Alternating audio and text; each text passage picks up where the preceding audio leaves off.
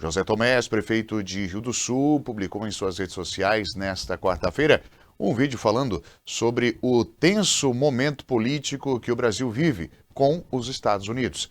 Além da lei Magnitsky aplicada sobre o ministro do STF, Alexandre de Moraes, começou também a aplicação do tarifaço do governo americano sobre as exportações brasileiras aos Estados Unidos. Vamos acompanhar o que fala o ex-prefeito de Rio do Sul.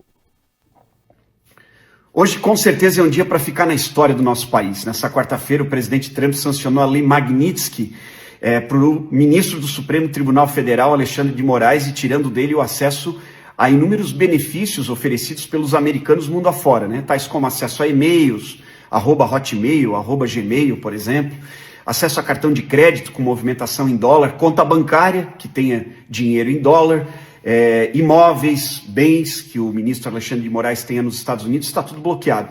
Para a alegria de muitos brasileiros, tendo em vista que o ministro Alexandre de Moraes, sim, tem sido ditador nas questões políticas do nosso país, afetando a soberania nacional e colocando em risco a questão da democracia brasileira.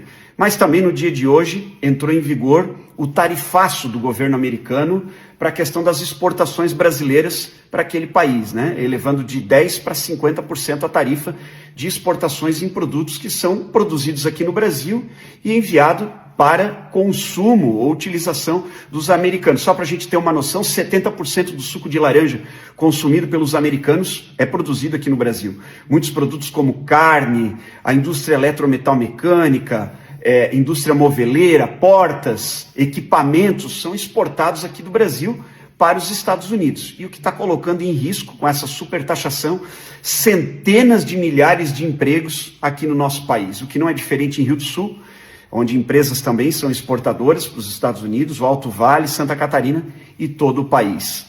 Por um lado, a gente vê um governo federal, na figura do seu presidente, Lula, que não dialoga com o governo americano e não tenta resolver esse impasse. Poderia utilizar a embaixada, poderia utilizar os chanceleres e não utiliza. Por outro lado, a gente vê líderes políticos de direita dizendo que se tiver algum tipo de negociação, vão atravessar para que a negociação não saia e a supertaxação ocorra, gerando com isso aquilo tudo que falei. O que mais gera dignidade na vida do cidadão, que é a questão do emprego. Inclusive, muitas empresas dando férias coletivas e já gerando programas de demissão em massa, Brasil afora, e repito que não é diferente aqui na nossa região, em todo o estado de Santa Catarina. A gente percebe que essa briga política dos extremos, da extrema-direita e da extrema-esquerda, não traz benefício nenhum para o nosso país. Deixam de lado de discutir políticas públicas de educação, que a gente ainda está muito aquém em nível global, deixa de se discutir a questão de infraestrutura, que o Brasil carece de infraestrutura logística para escoar a produção. O Brasil é um país muito rico, que produz muitas riquezas, mas que falta infraestrutura para conseguir transportar todas essas riquezas. Então, toda aquela questão de política pública que efetivamente muda a nossa vida, a extrema-direita e a extrema-esquerda não discutem. E é por isso, meus amigos, que vale a reflexão. A gente tem que não levar para esses extremos a questão do futuro do nosso país, que é um país rico, que é um país cheio de riquezas naturais, que tem um povo extremamente trabalhador e que no período eleitoral, muitas vezes, a questão desses extremos se afloram, mas a gente tem que ter um posicionamento racional, pensando acima de tudo no bem-estar das nossas famílias, do povo trabalhador, das pessoas mais humildes que precisam